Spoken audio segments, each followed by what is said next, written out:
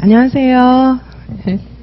네, 이제 오늘 그 유아교육과정 제 저서에서 그 파트 1 요 앞부분을 이제 수업을 하는 건데, 요거는 이제 어떤 성격이 어떤 거냐면 유아교육과정의 성격과 2019 개정 누리과정에 대해서 이야기를 하는 거예요. 그래서 이제 크게 정리를 하자면, 하나는 교육과정이라는 게 뭔가, 유아교육과정이라는 게 뭔가, 그거에 대해서 얘기를 하고요. 그리고 또 하나는 우리 유아교육과정은 현재 2019 개정 누리과정이잖아요. 그래서 2019 개정 누리과정에 대해서 이렇게 이제 설명을 드리는 건데, 너무 자주는 아니지만 한 번씩 교육과정 이론이 시험에 나와요. 그래서 선생님들께서 안 할 수도 없는데 어렵다, 모르겠다 이렇게 생각을 하시더라고요. 근데 그럴 수밖에 없는 게 교육과정 이론이라는 게 굉장히 심도 있고 어려워요. 그래서 이제 뭐 학원가나 이런 데서 이 부분을 강의를 못 하실 거예요. 안 하시고 못 하시고 이제 그럴 겁니다. 그래서 제가 이제 선생님들께서 그동안 몇 개 되지가 않아요. 우리는 유아교육과정 이론에 대해서 좀 공부하면 되는 거지 막 심도 있는 교육과정 이론을 공부할 필요는 없기 때문에, 그렇지만 이제 강의하는 사람은 알고서 강의를 해야 선생님들이 이해가 가실 거예요. 자, 그래서 교육과정 이론이라는 게 무엇인지와 함께 유아교육과정 같이 보고, 유아교육과정 이론 안에서도 시험이 나오니까 그걸 보고, 그 다음에 그 유아교육과정의 이해를 기반해서 2019 개정 누리과정하고 같이 연결을 하는 건데, 제 강의 중에는 2019 개정 누리과정을 이렇게 구체적으로 한 강의가 있어요. 그 강의처럼 2019 개정 누리과정을 막 전체적으로 해설한다기보다는 교육과정과 관련이 있는 2019 개정 누리과정, 그렇게 이제 설명을 드릴 거기 때문에 어떻게 보면은 더 핵심적인 것만 묶어놨다, 뭐 그렇게 볼 수도 있습니다. 자, 그래서 여기 목차를 보시면은 지금 신체운동 건강 넘어가기 전에 요 앞부분이라서 요것도 하여튼 뭐 100페이지가 넘어요. 그래서 요거는 이제 전체적인 설명도 제가 챕터별로 좀 하겠지만은, 보면서 이 용어들이 많이 어렵기 때문에 제가 쭉 선생님들께서 제 수업을 듣고 나서 이 교재를 한번 쭉 읽어봤을 때 무슨 말인지 이해가 가실 수 있게끔 제가 내용 설명을 좀 하려고 해요. 그렇죠? 내용 설명을 하는 쪽으로 그렇게 좀 해가도록 하겠습니다. 자, 보시는 것처럼 유아교육과정 이론에 대한 거 있고요. 그 다음에 유아교육과정을 가지고 이제 우리가 수업을 하잖아요. 교수학습을 하고 2019 개정 누리과정 이렇게 이제 연결을 해놨어요. 그래서 아까 말씀드린 것처럼 이렇게 보시고요. 자, 그러면 이제 유아교육과정 이해 여기서부터 바로 보시도록 하겠습니다. 자, 유아교육과정은 교육과정이잖아요. 교육과정 안에 뭐 초등 과정도 있고, 그다음에 중등도 있고, 유아교육과정도 있는 거잖아요. 자, 교육과정의 개념을 보시면은 먼저 커리큘럼에서 출발을 해요. 커리큘럼이라고 하는 것은 이렇게 쭉 코스가 있는 이제 달리다, 쿠레레 뭐 이런 용어부터 이제 시작이 되었어요. 그래서 보시면 이제 커리큘럼이라고 하는 말은 여기 쿠레레라고 하는 말에서부터 유래했습니다. 그래서 쿠레레라고 하는 것은 달리는 길, 경마장에서 말이 뛰는 길, 트랙 뭐 이런 것들을 의미하는 거예요. 자, 이게 뭐죠? 그냥 막 달리면 막 달리다 막 부딪힐 거잖아요. 근데 그게 아니고 트랙을 쭉 정해주면은 이제 100m를 가도 이렇게 가도 100m가 되기도 하고, 이렇게 가로질러 가도 100m가 되잖아요. 근데 이렇게 트랙을 쭉 정해주면은 달리는 사람들이 잘 달릴 수 있겠죠. 자, 그래서 이 이제 쿠레레라고 하는 말은 쭉 달림에 있어서 이제 우리가 공부를 함에 있어서도 이렇게 코스를 가지고 공부를 해야 이해가 되잖아요.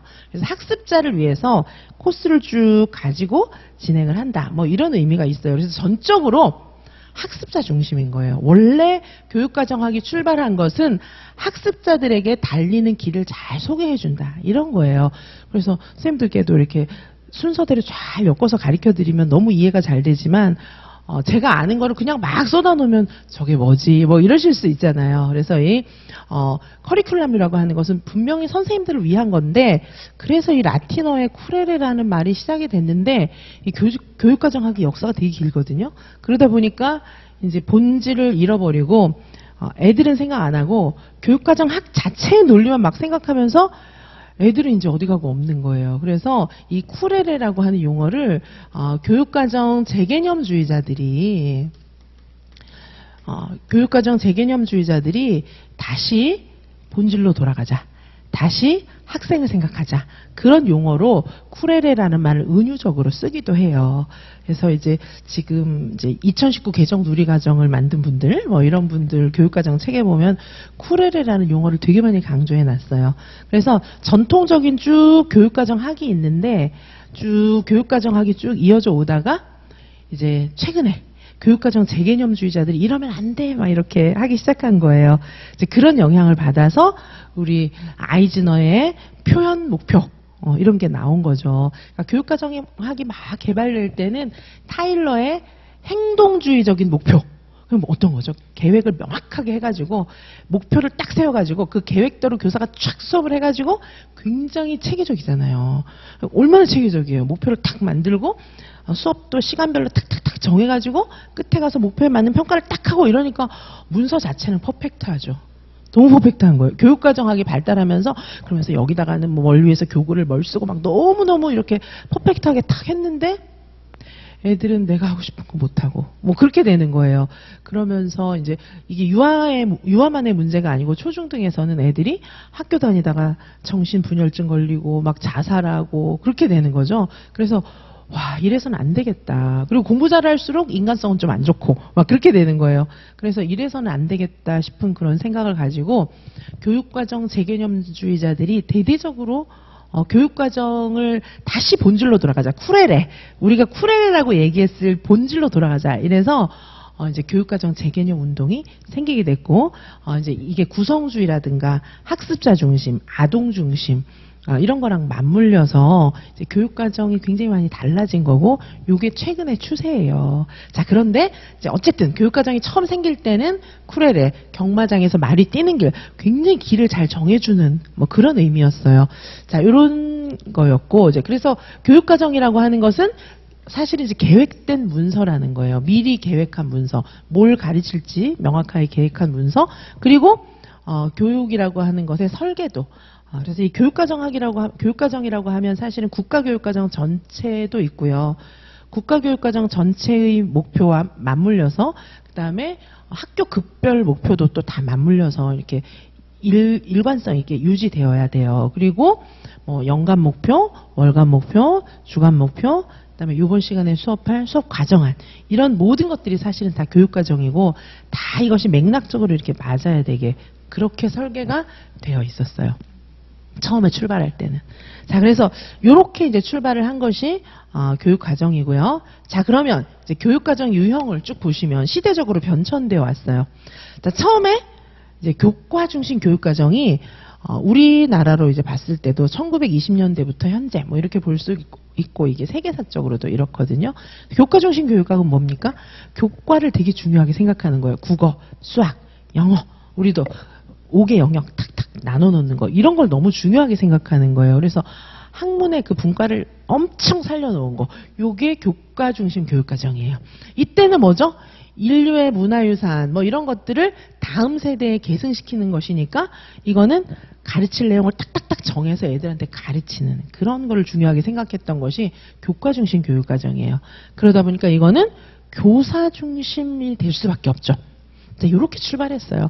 우리나라만 뭐 그렇고 뭐 서양은 굉장히 애들 중심적이고 막 아니에요. 교사 중심의 역사가 훨씬 길어요.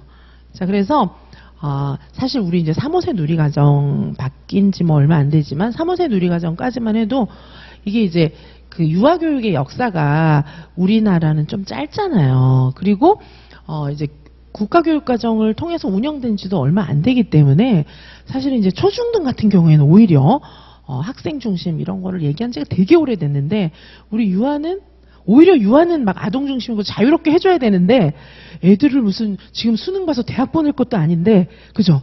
애들을 너무 교사 중심으로 막 지식을 가르쳐주고 있는 거예요. 오히려 초등 입장에서 옛날 3호세 누리과정 애들 가르치는 걸 보면 이런 거 다 가르쳐야 돼? 막 이런 생각이 드는 거예요.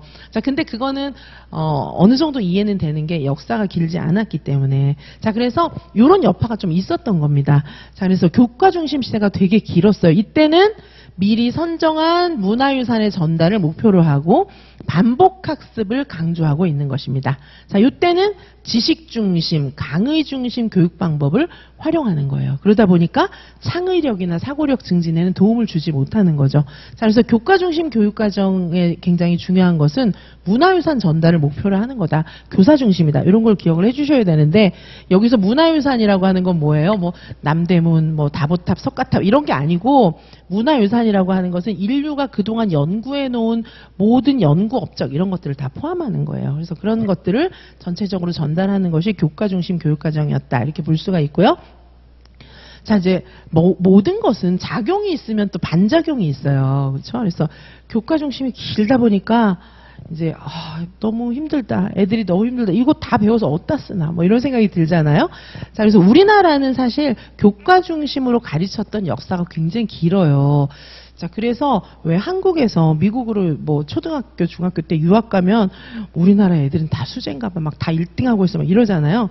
그게 이제 우리나라는 교과 중심적으로 가르치고 미국은 경험 중심적으로 가르치기 때문에 배워야 할 교과 내용이 훨씬 없어요. 그래서 우리나라에서 공부하던 막 그거를 가지고 딱 가면 이 완전 천재, 수재 이렇게 되는데, 이제 그 미국 같은 경우에는 대학의 학습량이 굉장히 많죠. 자, 그래서 자, 교과 중심 이해 가시죠? 그 다음에 나타난 게 이제 경험 중심인데, 자, 경험 중심은 현실 생활과 동떨어져 있다. 학교 교육이 너무 뒤떨어져 있다. 이런 비판으로 누구 중심으로? 듀이 중심으로 나타나게 된 게 경험 중심 교육 과정이에요. 그리고 진보주의 교육 사상의 등장으로 생겨난 거예요. 자, 진보주의 전에는 미국도 별 수 없어요. 막 학생들은 별로 생각 안 하고 교사 중심으로 외워 막 엄격하게 막 이렇게 한 것 때문에 이제 진보주의 교육 운동이 나타나게 됐어요. 대체로 이제 여기는 아동 중심 사상을 가진 사람들이 많이 개입이 되어 있고 듀이의 영향을 엄청 많이 받았어요. 진보주의는 여기 이제 교육 사상이라고 했지만 사실은 교육 운동이에요. 교육 운동. 그래서 아이들을 해방시켜라! 뭐 이렇게 강령도 있어요. 그래서 이제 비판한 게 뭐냐 하면, 야, 너 지금 무조건 시키는 대로 해. 그리고 이제 특별히 이제 고등학생 애들한테 너 고3 때는 그냥 죽었다 생각하고 대학 가서 이제 너는 사람이라 생각해. 뭐 이렇게 얘기하는데, 그게 아니고 아이들도 어려서 흥미, 자기가 좋아하는 거 이런 것들을 배울 수 있는 권리도 있고 그게 맞다는 거예요. 그래서 아동의 라이프, 현재의 라이프도 되게 중요하다. 학령기의 삶이라는 것이 미래를 위한 준비만을 의미하는 것은 아니다. 이렇게 얘기하고 있는 거예요. 자, 그게 이제 경험 중심 교육 과정이고, 여기서는 인류의 문화유산을 가리키잖아요. 교육과 중심에서는. 근데 경험 중심에서는 아동의 흥미, 필요, 뭐 실용적인 것들, 이런 것들을 가리키는 거예요. 자, 그래서 가리키는 게 아니라 이건 이제 경험의 재구성. 경험의 재구성. 교실에서 가리키는 게 아니라 경험을 재구성하는 거예요.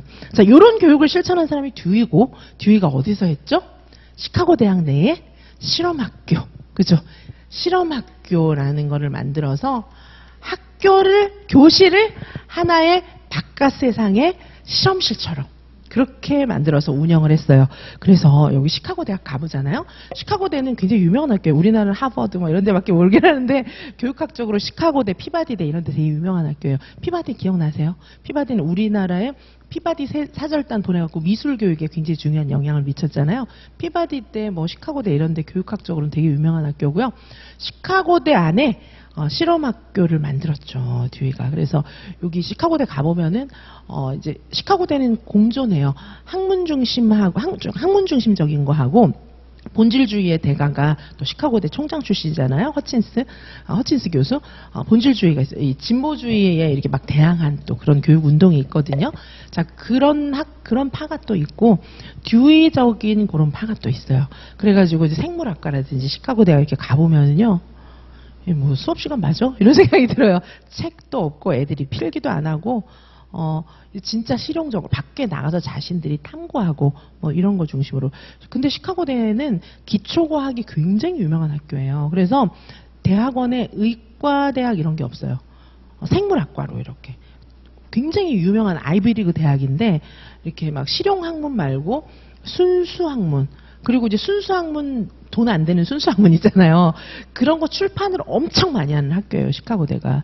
그런데 이제 듀이의 학문적 성향도 인정을 해줬는데 결국 듀이는 시카고대를 끝까지 잊지 못하고 중간에 나가요.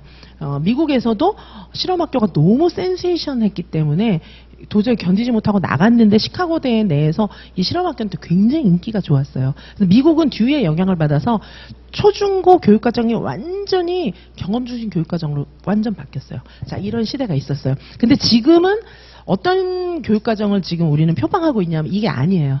전체적으로 교과 중심이 아니고 우리 3호세 누리과정보다 내용이 엄청 많이 줄었잖아요. 그거는 이제 경험 중심으로 갔다는 얘기예요. 지금은 경험 중심, 구성주의 뭐 이런 걸 표방하고 있어요. 초중고 다 마찬가지입니다. 자, 그래서 이 경험 중심 교육과정에서는 선생님이 막 밑줄어주고 가르치고 막 이런 것만 중요하게 생각하는 것이 아니고 학교에서 지도하는 학생들이 가지게 되는 모든 경험이 교육이다. 이렇게 보고 있어요. 그렇죠?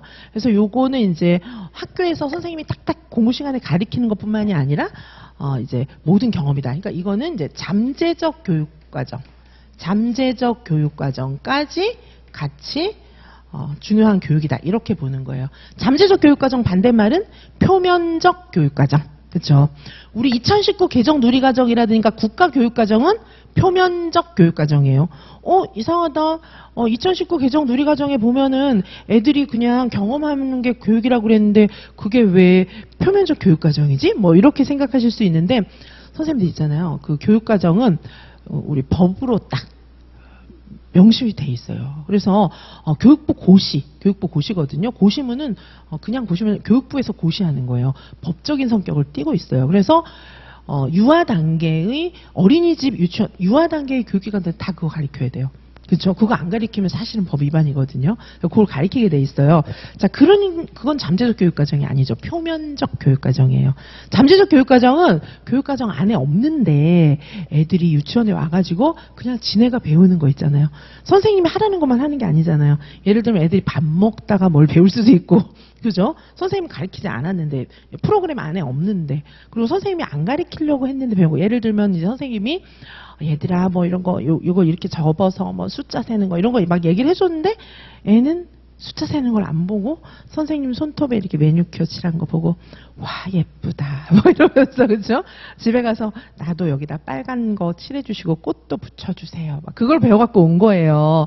자, 그런 걸 배우는 것부터 시작해서 근데 이제 이건 좀 약간 좀 냉소적인 의미가 있죠. 보통 이제 초중고 애들 같은 경우에는 가서 이제 막 의외의 것을 배워오는 거예요. 예를 들면 부자는 선생님한테 이쁨 받는구나.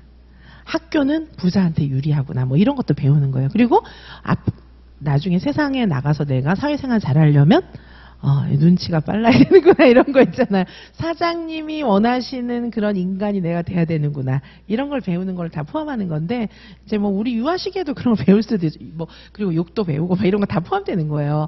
자, 선생님이 은연중에 의도한 것까지 애들이 싹 배우는 거거든요. 이제 그런 걸 잠재적 교육과정이라고 하는데 어쨌든 경험 중심 교육과정에서는 애들이 배우게 되는 모든 경험 이런 게 다 소중하다. 이렇게 보고 있어요. 그래서 경험을 재구성해 나가면서 아이들이 점점 성장하는 거죠.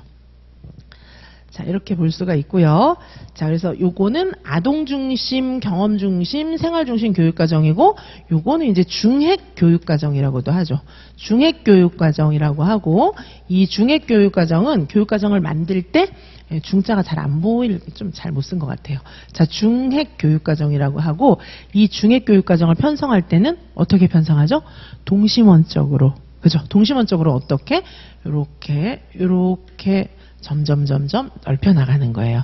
자, 이 중핵이라고 하는 것은 뭐죠? 이 중핵이라고 하는 것은 코어. 이렇게 봐요. 그래서 그 학문에서 가르쳐야 할 가장 핵심적인 것들. 이런 것들이 중핵인데 미국에서는요. 진짜로 저거를 버지니아 플레인이라고 해가지고 저거를 갖다가 중핵을 다 조사했어요. 그러니까 한 주에서 모든 그 업계를 총망라하는 대표성 있는 사람들을 뽑아가지고 선생님 생각에는 예를 들면 간호사한테 뭐가 제일 중요해요? 우리 유치원에서 애들 뭘 가르쳐야 될 것 같아요? 제일 중요한 개념이 뭐예요? 막 이러면 뭐 간호사 입장에서 막 얘기하는 게 있겠죠. 그 다음에 이제 선생님, 초등학교 선생님 이제 뽑아가지고 뭐가 제일 중요해요? 물어보면 또 뭐 민주주의가 중요하고 뭐가 중요하고 막 얘기할 거 아니에요. 그 다음에 이제 예를 들면 또 사장님 불러갖고 뭐가 제일 중요해요? 이런 걸 진짜 물어봤어요. 그래서 완전 전수조사를 다 해가지고 전수조사는 쉬운 게 아니잖아요. 거의 진짜 모든 각계각층의 사람들을 다 불러 모아갖고 저 코어들의 리스트를 진짜 뽑았어요. 그러니까 미국은 이제 경험 중심 교육과정의 나라죠. 그래서 실용주의, 듀이의 실용주의가 지배하는. 그래서 이 중액의 리스트들을 쫙 뽑아가지고 교육과정을 이렇게 점점 동심원적으로 이렇게 확장해 나갔어요. 요거 이제 동심원적 교육 조직이에요. 동심원적 조직. 자, 이게 무슨 말이냐면 예를 들면 미국 같은 경우에 대표적인 코어 리스트가 민주주의 뭐 이런 거 있죠. 지금도 민주주의는 굉장히 중요하잖아요. 자, 민주주의 이런 거 있는데 민주주의를 가리키는데 유치원 때도 가리키고 초등 때도 중학교 때도 대학 때도 가르쳐야 되잖아요. 그래서 요거를 점점 확장시켜 나가는 거예요. 유치원 때는 예를 들면 장난감 고를 때 줄 서는 거. 그다음에 초등 중학교 때는 뭐 학급 회의하는 거.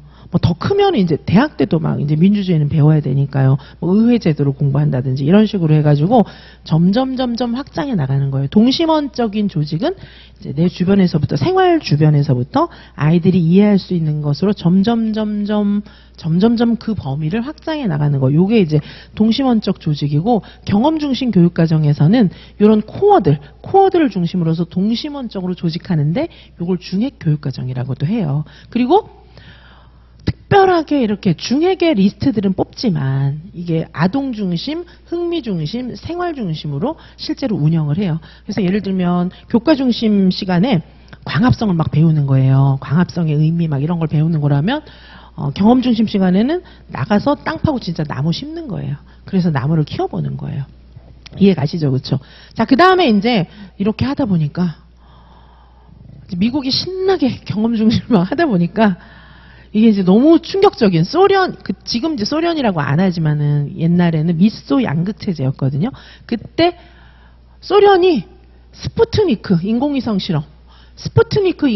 실험에서 미국은 실패했는데 소련이 혼자 성공한 거예요. 너무 충격을 받은 거죠. 그래서 예를 들면 북한하고 한국하고 있었는데 남한하고 있었는데 남한은 실패했는데 북한은 뭘 성공했어요. 별로 감이 안 오시나요? 엄청 이때 막 세계적으로 엄청 충격받은 거예요.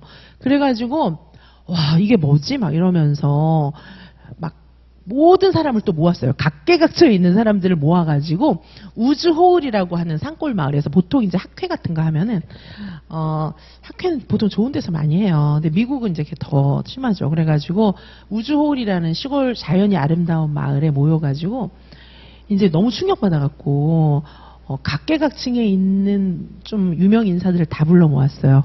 뭐 영화 감독, 피아니스트, 교육학자, 뭐 과학자, 뭐 다 모은 거예요.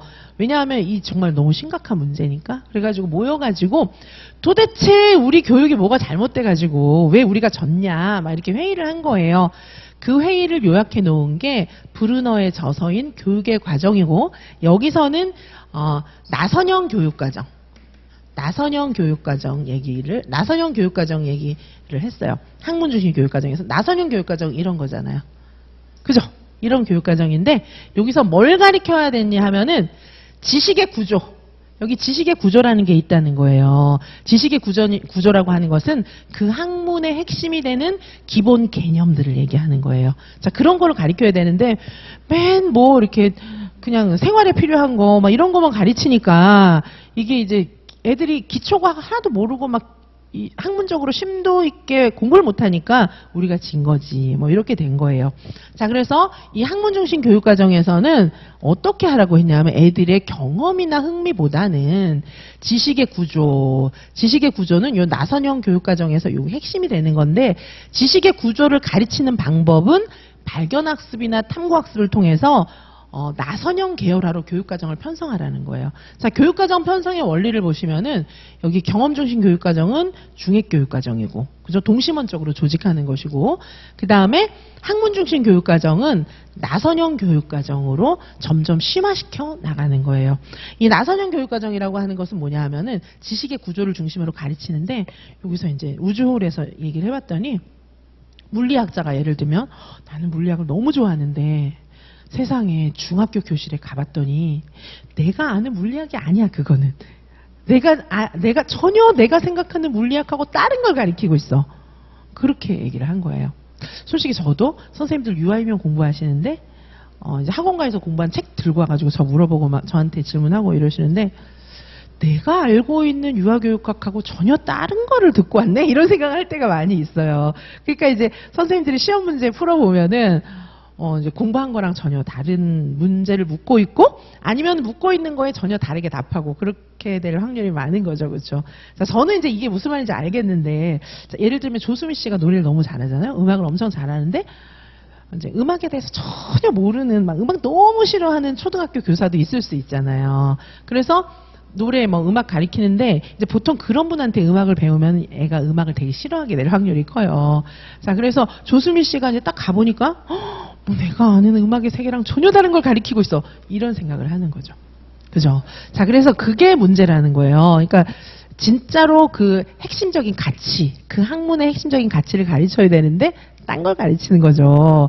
자, 그래서 지식의 구조라고 하는 것은 학문의 기저를 이루는 기본 개념, 뭐 원리, 핵심적인 아이디어, 세상을 보는 눈, 물리학자가 세상을 보는 눈, 뭐 이런 것들을 얘기하는 거예요. 자, 그래서 이런 것들을 심도 있게 체계적으로 가리키려고 하면 나선형 계열화를 해야 된다. 뭐 근데 이제 너무 어려워요. 이렇게 하려 그러면 그죠? 애들이 공부하다가 완전히 너무 어려워지는 거죠. 이런 거를 이제 공부하게 하려면 주로 발견학습, 탐구학습 뭐 이런 거를 해야 됩니다. 자, 발견학습, 지식을 스스로 발견하게 하는 거예요. 근데 여기서 발견하는 거는 뭐 이렇게 실용적인 게 아니고 여기 지식의 구조, 뭐 지식의 기본 개념 이런 것들을 심도 있게 발견하는 거예요. 발견하는 방법으로 또 탐구학습 방법도 씁니다. 근데 듀이도 탐구학습을 얘기했어요. 왜냐하면은 경험을 재구성하면서 듀이가 얘기한 것은 민주주의적인 생활태도 이런 거 굉장히 강조했는데 이걸 애가 스스로 터득해야 되는데 스스로 터득하게 하려면 주로 토론이나 뭐 이런 거 해가지고 굉장히 합리적으로 생각하면서 판단할 수 있는 절차를 가르쳐줘야 되잖아요. 사회 탐구 모형, 뭐 반성적 사고 이런 것처럼. 자, 그런 때도 이제 쓰는 게 탐구학습 모형인데 주제가 달라요. 경험 중심에서는 탐구학습을 주제가 굉장히 생활 중심적인 거, 실용적인 걸 쓰고 여기 학문 중심 교육과정 발견학습에서는 탐구학습의 방법을 사용하지만 주제가 굉장히 학문적인 거예요. 자, 이해 가시죠? 그렇죠? 그래서 사실은 학문 중심도 그렇고 경험 중심도 그렇고 교과 중심 시대처럼 막 교사 중심으로 막 이거 해 막 이렇게 하는 건 아니에요. 다 학습자가 주도적으로 뭔가를 해요. 자, 이해 가시죠? 그래서 지금은 우리 2019 개정 누리과정을 학문 중심 교육과정이다라고 보긴 좀 어려운데 약간은 들어있어요. 뭐냐 하면 이제 과학 탐구라든가 뭐 이런 거 할 때는 조금은 들어있어요. 자, 그 다음에 이제 인간 중심 교육과정이라는 게 있는데 이 이제 교육과정 재개념주의자들이 얘기한 것의 일환이기도 합니다. 인간 중심 교육과정이라고 하는 것은. 자, 인간 중심 교육과정이라고 하는 건 뭐냐 하면 애들 학교 갔더니 학교 가서 막 공부하다 보면은 막 신나야 되잖아요. 근데 신나지 않는 이유 중에 하나는 뭐냐 하면 나는 없는 거예요. 나는 없고 무조건 책이 주인이고 나는 이제 얘한테 막 매여서 질질 끌려가면서 기가 죽고 막 그렇게 되는 거죠. 자, 그러니까 사실은 인간의 실존을 점점 살려줘야 되는데 공부를 할수록 내가 왜 사는지 모르겠고 있잖아요. 도대체 나는 없는 거예요. 나는 없어질 거 없는데 이게 이제 그런 게 쌓여가면 애들이 너무 피폐해지는 거예요. 자, 그래서 여기서는 이제 교육을 인성교육 이런 것도 소홀히 하고 비인간화 뭐 이런 것들을 이제 초래했다 학교라고 하는 것이. 그래서 옆 친구가 심지어는 경쟁자야 뭐 이렇게 생각하고 자, 인간이라는 게 없다. 애들이 피폐하고 정신병 걸리고 이제 둘 다 그렇게 얘기하겠는데 여기서는 인간성이라고 하는 거 굉장히 중요하다. 이러면서 지금 굉장히 중요하게 생각하는 것이 정의적인 측면, 전인교육 이런 거를 중요하게 생각하고 있어요. 그래서 옛날에는 인지적인 측면과 정의적인 측면 중에서 학교에서 가르치는 중요한 것은 인지적인 측면이었어요.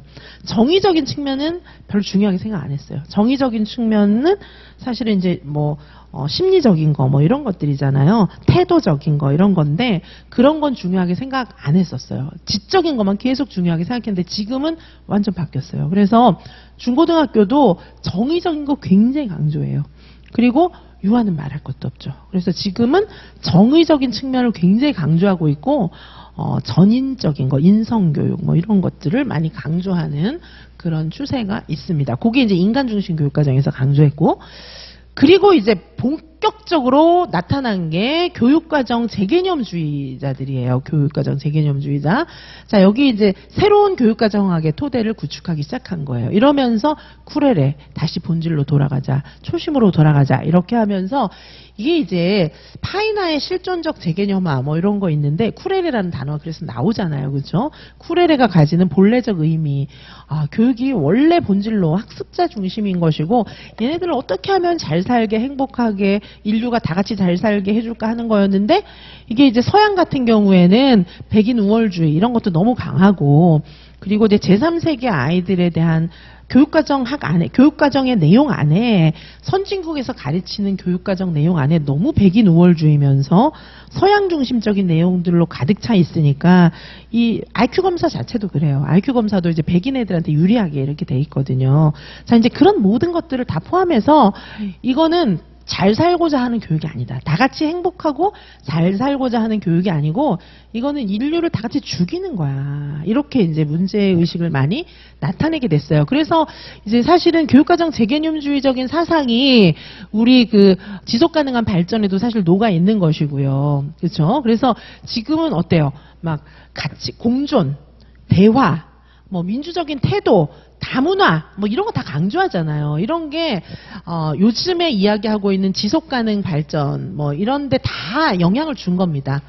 지속가능 발전에도 영향을 주고, 결국은 교육과정 재개념주의자들의 입장, 과거의 교육과정 틀렸다는 거죠. 재구조화해야 돼, 이런 얘기거든요. 이게 지금 2019 개정 누리과정에도 많이 녹아있는 거예요. 이런 형태들이. 자, 교육과정의 개념이 많이 바뀌고 있어요. 근데 선생님들은 옛날에 막 100년 전의 교육과정 이런 거 있잖아요. 100년 전의 교육과정을 막 생각하면서 지금에 대입하니까 답이 안 나오는 거예요. 엄청 바뀌고 있거든요. 자, 그래서 바뀐 지 오래됐습니다. 자, 그래서 이렇게 이제, 그래서 교육 속에서 아동들에게 일방적으로 주어지는 내용 이거 아니라는 거예요. 책 읽을 때도 뭐예요? 네 생각은 필요 없어. 여기 지금 작가가 왜 이렇게 쓴 거야? 이게 뭐 학문적으로 볼 때 이게 무슨 뜻이야? 이런 것만 가리키니까 애들은 자기 생각은 이제 내 생각 따위는 쓸모없는 거구나, 이렇게 되는 거죠. 근데 지금은 안 그러잖아요. 학습자 중심 문학교육. 교육도 그렇게 하잖아요. 그래서 네 생각이 중요한 거야. 너는 어떻게 생각해? 얘가 주인이 되는 거죠. 얘의 실존이 중요한 거예요. 그렇죠?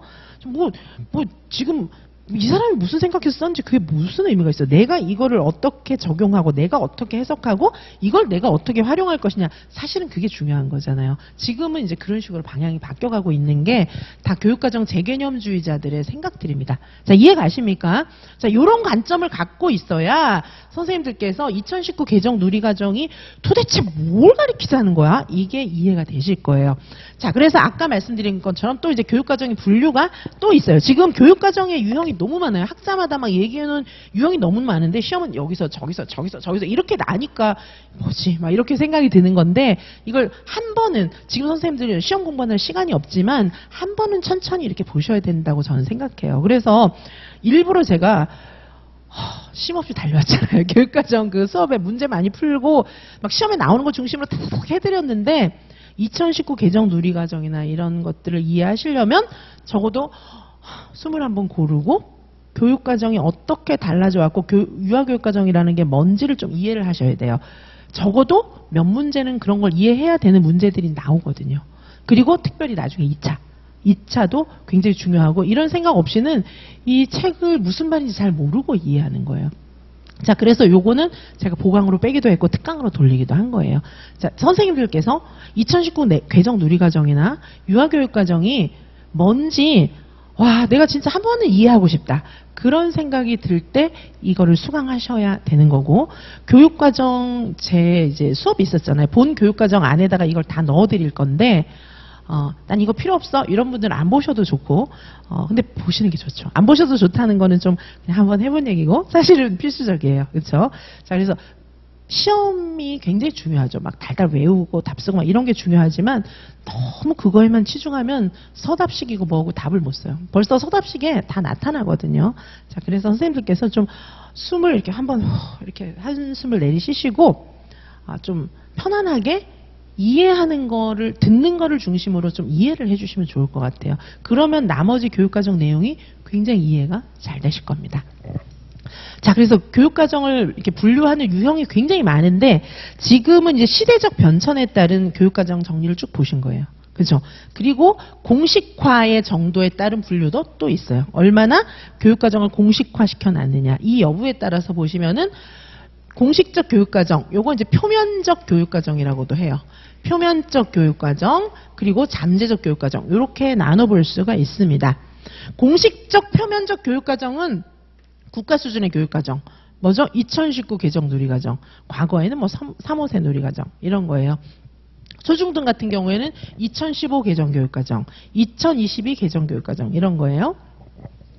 자, 그리고 잠재적 교육과정은 아까 말씀드렸던 것처럼 의도하지 않았지만 학교 생활을 통해서 은연중에 경험하는 모든 내용, 요게 이제 잠재적 교육과정이고, 공식적 교육과정은 구체적으로 목표가 설정되어 있겠죠. 보통은 대체로 이제 교과 중심 형태로 많이 짜여지지만 요새는 그렇지도 않아요. 교과 중심, 경험 중심 이런 걸 섞는데 아무래도 지식적인 내용을 많이 가리키게 하고 있죠. 우리 유아는 조금 별개고, 근데 유아도 사실은 뭐 수학, 과학 이런 거 가리키긴 해야 되잖아요. 그렇죠? 자, 그래서 주로 이제 교사가 의도하는 교육과정이기도 하고, 지적인 능력을 많이 강조하고, 오히려 이 공식적 교육과정은 단기적인 영향을 미쳐요. 외우고 잊어버리잖아요. 시험 보고 다 잊어버리잖아요. 근데 이 잠재적 교육과정은 오히려 굉장히 오래 갑니다. 아, 선생님은 애들을 차별하는구나. 만약에 그런 걸 느꼈어요. 그런 건 오래 가요, 오히려. 근데 뭐 이제 지식적인 거 배운 거 이런 건 오히려 좀 잊어버리는 거죠. 자, 그래서 잠재적 교육과정은 구체적인 목표가 설정돼 있지 않고 주로 이제 경험이에요. 비교과 중심이고 애들이 은연중에 학습하게 됩니다. 자, 이렇게 이제 보실 수가 있고요. 자, 표면적 교육과정, 잠재적 교육과정, 영교육과정, 뭐, 요렇게 이제 볼 수 있어요.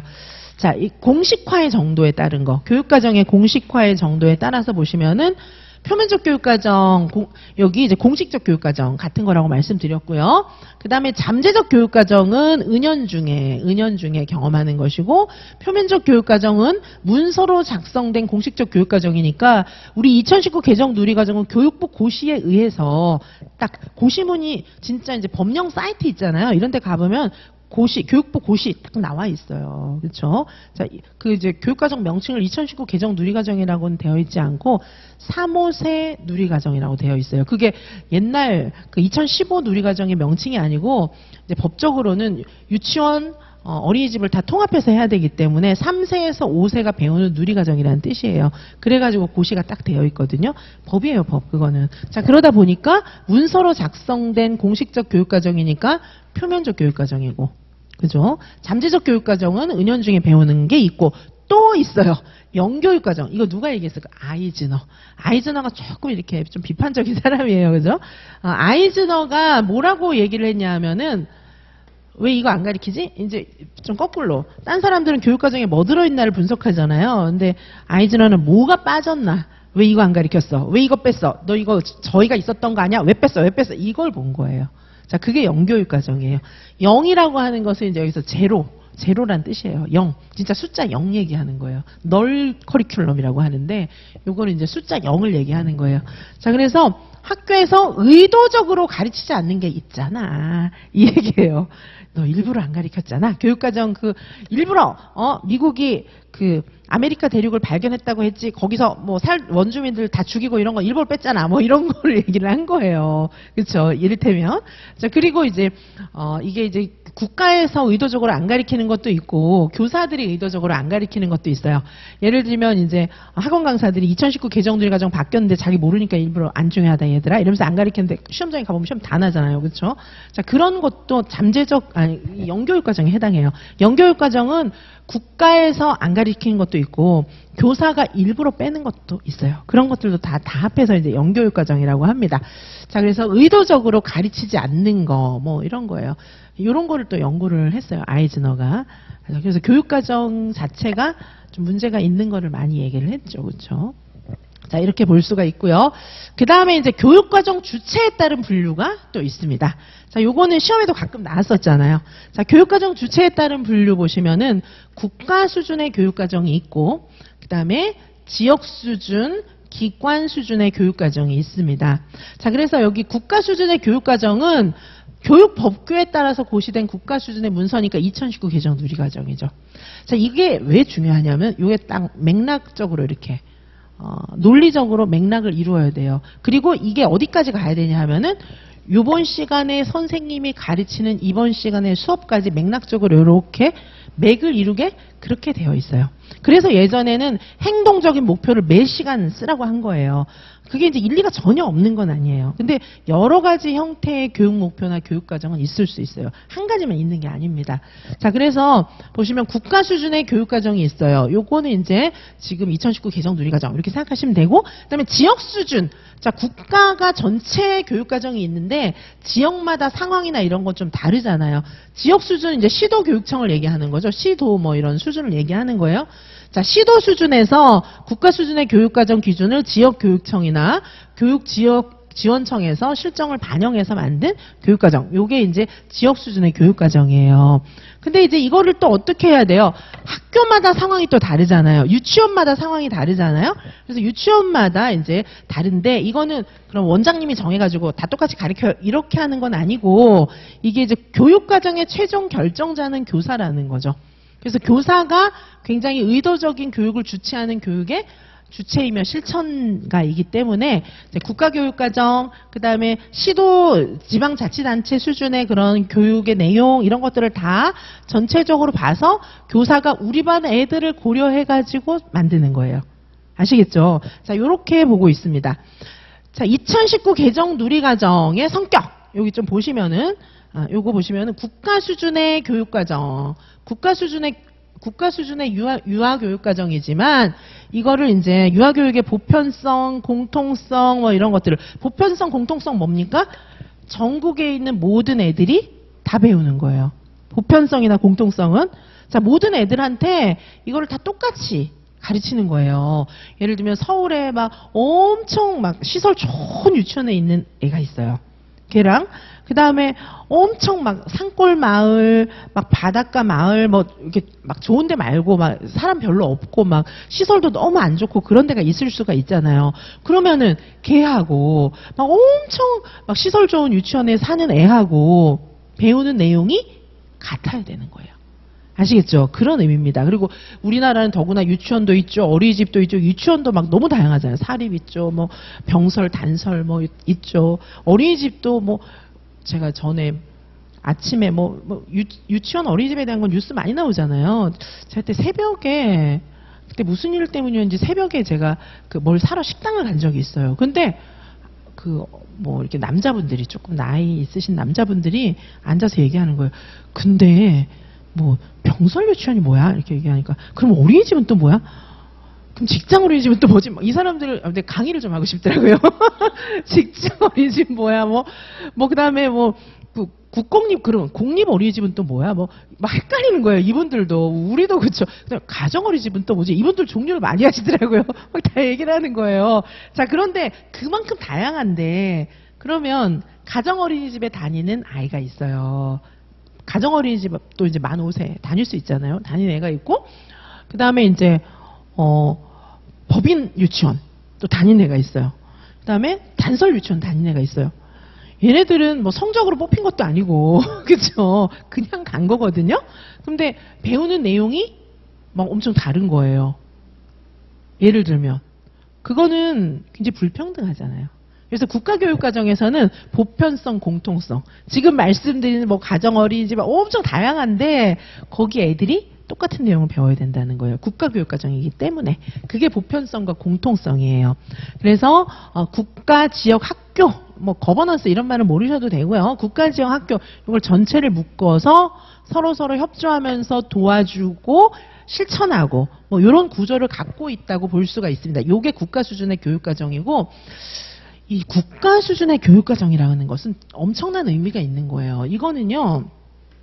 이거 자꾸 시험에 나잖아요. 제가 이제 2019 개정 누리과정 바뀌었을 때부터 이 얘기 엄청 하고 막 별표 쳐주고 이랬는데 제 말을 귀 기울여 들으신 분도 있고 이제 아닌 분도 있었을 것 같은데 이거 시험에 나올 만하다. 너무 중요한 거다. 얘기 많이 했어요. 왜냐하면 국가 수준의 교육과정을 가지는 것은요. 공교육 아니면 안 돼요. 그렇겠죠. 아니 국가 수준의 국가에서 이거를 다 정해주는 게 이거는 국가 교육과정을 갖고 있는 것은 공교육 아니면 어려워요. 공교육의 반대는 뭐죠? 사교육. 사교육은 뭐죠? 학원 이런 거잖아요. 공교육은 진짜 졸업장 주고 막 이게 굉장히 막강한 파워가 있는 거예요. 퍼블릭 에듀케이션. 그렇죠? 이 퍼블릭 에듀케이션의 굉장히 중요한 근거는 모든 사람에게 평등해야 돼요. 그렇죠? 그래서 이 국가 교육과정이 됐다는 국가 수준의 교육과정을 우리가 이 교육과정 안에 이건 국가 수준의 교육과정이야 이렇게 명시한다는 거는 공교육기관이 이거 하는 거예요. 이런 얘기예요. 그럼 공교육은 뭐가 있죠? 초등학교, 중학교, 고등학교 이런 게 공교육이잖아요. 걔네들이 국가교육과정 갖고 운영하죠. 유치원이 그 맥락이 된다. 이 얘기예요. 그래서 지금 유아임용 시험 준비하시는 건 너무 잘하는 거죠. 공교육이란 뜻이에요. 근데 이제 현실은 아직까지 뭐 법이나 돈이나 이런 게 부족하니까 현실은 아직까지 유치원이 공교육이 못 되고 있죠. 근데 가장 강력한 형태의 보장은 다 해주고 있어요. 무상교육 하잖아요. 무상교육은 공교육에서 가장 강력한 형태입니다. 자, 그래서 이런 게 교육과정 안에 국가 수준의 교육과정이야 이게 들어갔다는 건 엄청난 거기 때문에 교수들은 이거 갖고 엄청 흥분했어요. 막 맨날 이거 얘기하고 책에도 많이 나와 있어요. 근데 이제 선생님들은 저게 무슨 말인지 잘 모르니까 뭐 중요하겠어. 뭐 삐아제가 뭐라고 얘기했는지 이런 게 중요하지. 뭐 이렇게 생각하시는데 이거 되게 중요한 거예요. 자, 그래서 이거 자꾸 시험에 나오는 겁니다. 자, 그래서 국가교육과정이라고 하는 것은 전국적인 유아교육의 보편성, 공통성을 갖는다는 법제적인 교육과정이란 얘기예요. 아니 국가교육, 공교육도 아닌데 뭐하러 법으로 만들어요. 뭐 피아노 학원 다 통일해라 이렇게 할 거예요.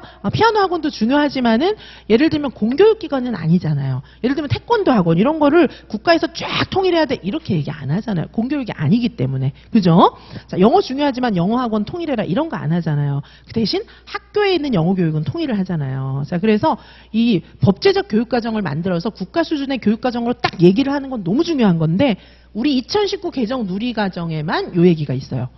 그전에는 좀 취급을 안 해준 거예요. 유치원인데 뭐 이렇게 한 거예요.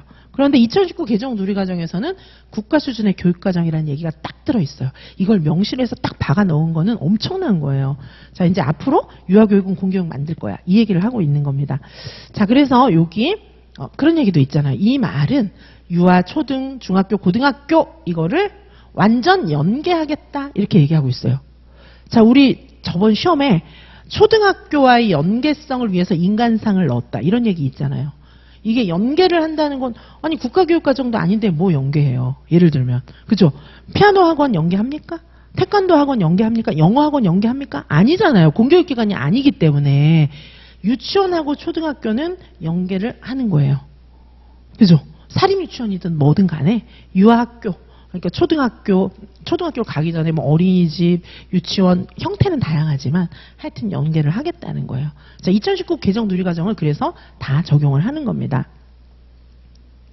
자, 그리고 보시면 이게 이제 법에 다 나와 있어요. 법에 나와 있어서 국가교육과정에 대해서 이야기하고 있는 것은 유아교육법 13조 2항이고 그 다음에 이제 시도교육과정에 대해서 얘기하는 거 13조 2항에도 나와 있어요. 여기 기본적 사항을 국가에서 결정한다 뭐 이런 얘기가 있고 13조 2항에 보면 지역 실정에 맞는 뭐 교육을 또 결정한다. 교육감, 교육부 장관, 교육감이 뭐 결정한다 이런 얘기가 있어요. 지금 이제 교육부 장관이 아니고 국가 수준의 교육과정을 옛날에는 교육부 장관이 다 했는데 지금 이제 국가교육위원회로 넘어가기는 했죠. 그렇죠? 지금은 국가교육위원회하고 같이 해요. 국가교육위원회가 요 고시문 발표는 국가교육위원회에서 합니다. 이제는 법이 바뀌어서 국가교육위원회에서 하고 이제 뭐 교육부 장관이나 이런 사람들도 같이 뭐 권한이 있긴 하지만 지금은 국가교육위원회에서 교육과정 고시를 하죠. 지금은 이제 법이 바뀌어가지고 자 그리고 이제 시도 수준 유아교육법 13조에 보면 유치원의 교육과정 운영에 대해서도 나와 있기 때문에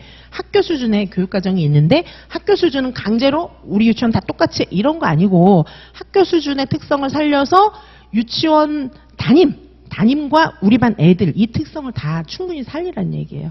아시겠죠? 이렇게 일목요연하게 쫙 논리적 체계가 있는 겁니다.